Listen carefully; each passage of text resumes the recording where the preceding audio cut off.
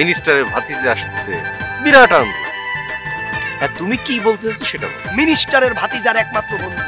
তুমি যদি এই ধরনের গ্রামের গাইয়া খ্যাত মার্কা ড্রেস পরি থাকো তাহলে হয়।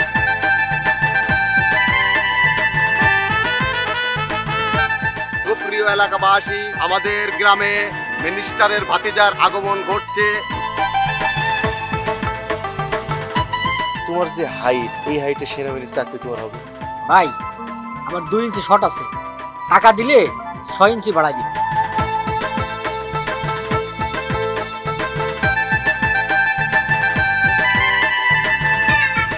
কত লোক লাখ লাখ টাকা দিয়ে বসে আছে, আর 1.5 লাখ টাকা দিয়ে একদম মানে হনু হয়ে গেছে না। এবার সবার তো বিশ্বাস হলো যে এটা মিনিস্টারের ভাতিজা না,